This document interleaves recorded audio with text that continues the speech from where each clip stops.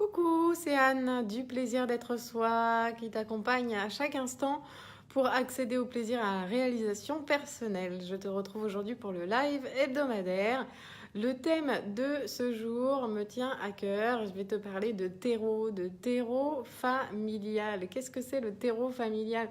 C'est ce sur quoi on prend racine. Donc il y a plusieurs points que je voulais aborder là-dessus. Déjà, ce terreau, c'est quelque chose sur lequel on prend racine. C'est-à-dire qu'on n'est pas ce terreau. Mais c'est ce sur quoi on est appuyé et ce sur quoi on se construit à chaque instant. Donc il y a énormément de choses qui sont de l'ordre de l'inconscient. Donc il y a cette partie très familiale, donc l'éducation. Il y a cette partie aussi de l'inconscient collectif, qu'on a aussi ingurgité sur lequel on s'est construit.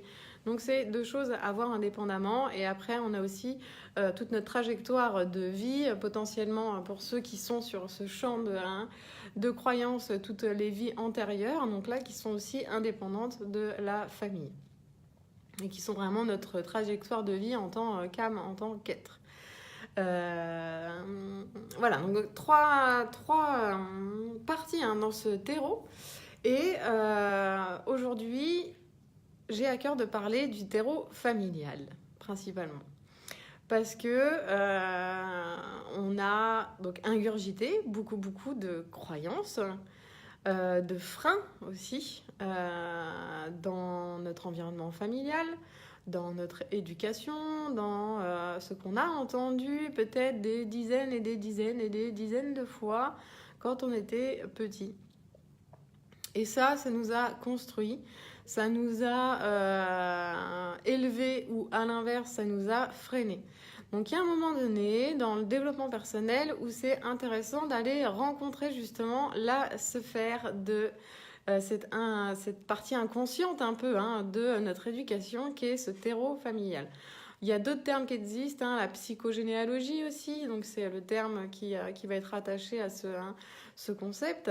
Et on entend aussi tout ce qui est constellation familiale aussi, donc un outil qui peut vous aider à y voir plus clair là-dedans et à transformer finalement, parce que c'est toujours ce qu'on va chercher, transformer pour aller vers un mieux-être, quelque chose qui est où voilà, on est mieux, on s'épanouit, on se réalise. Donc l'idée, c'est d'aller rencontrer justement tout ce schéma, tout ce background en fait qu'on a à l'intérieur de nous, qu'on porte. Oui, coucou mon chien. Donc qu'on porte finalement à l'intérieur de nous. Donc l'idée, c'est d'aller se rencontrer, d'aller rencontrer sa généalogie, de se renseigner peut-être un peu dessus. Je sais que c'est pas toujours facile. On peut aussi tomber sur des cadavres dans le placard. Moi, ça a été pas mal mon cas. Et je dois dire que quand j'ai ouvert cette porte-là, ça m'a fait du bien parce que je me suis tournée vers ma tante. Et elle avait beaucoup d'informations et elle a tout à fait compris ma démarche en fait. Et elle m'a vraiment lâché justement tous les gros dossiers de la famille.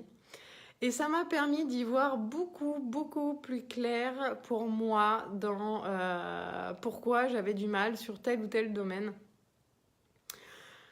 J'ai tout de suite compris beaucoup de choses. Donc voilà, donc ça peut vous apporter des clés, ça peut vous apporter des clés de compréhension de vous, avec vous, de pourquoi aujourd'hui il y a tel système ou telle croyance qui est automatique et qui est active à l'intérieur de vous et d'avoir la raison. Et ben des fois ça permet de passer la barre. Ou en tout cas, ça permet d'être en conscience dessus et de plus être dans cette mécanique automatique. Moi, souvent, je vais vous sortir de ce côté pilote automatique où on est complètement sans conscience en fait de ce qui se joue pour nous. Donc l'idée, c'est je ramène de la conscience et voilà, je comprends pourquoi aujourd'hui je suis en train de jouer ça dans ma vie et pourquoi ce truc-là est actif. Voilà.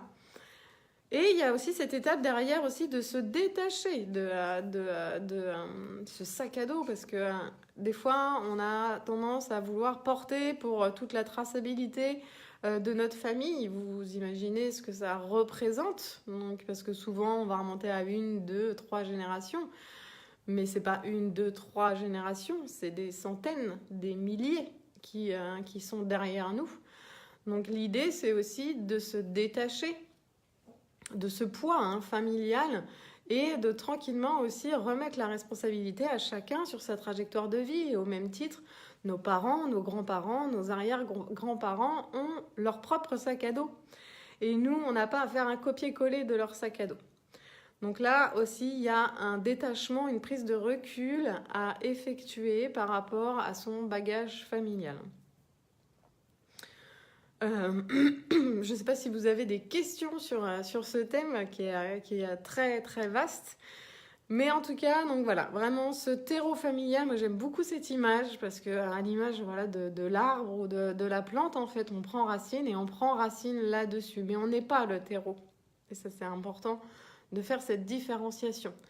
C'est vraiment ce sur quoi on s'appuie, ce qui est très différent. Et à partir de là, voilà, on a fait des choix conscients, on a fait des choix inconscients qui ont fait qu'on a validé ou pas telle ou telle chose, telle ou telle croyance, telle ou telle façon de faire, tel ou tel tic. On parlait la dernière fois du côté mimétique, donc là on est complètement dedans.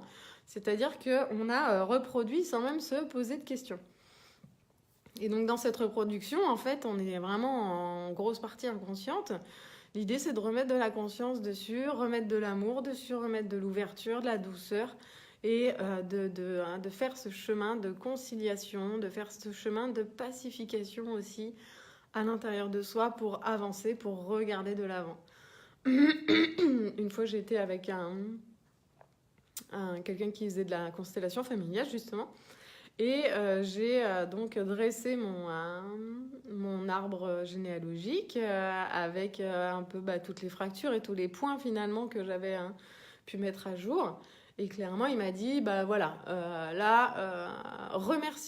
remerciez toute votre famille, votre passé, votre généalogie, mais séparez-vous-en dans le sens où vous n'avez pas à porter le poids de chaque trajectoire de vie, en fait. Donc l'idée, c'est regarder vers l'avant. Regarder vers l'avant, arrêtez de regarder derrière. Alors à ce moment-là, j'étais vraiment là-dedans. J'étais vraiment dans cette dimension de « Ok, sur quoi je m'appuie, d'où je viens, qu'est-ce qui s'est passé au-delà dans ma vie, mais dans la vie des personnes qui font partie de ma trajectoire, en fait. » Et regardez devant.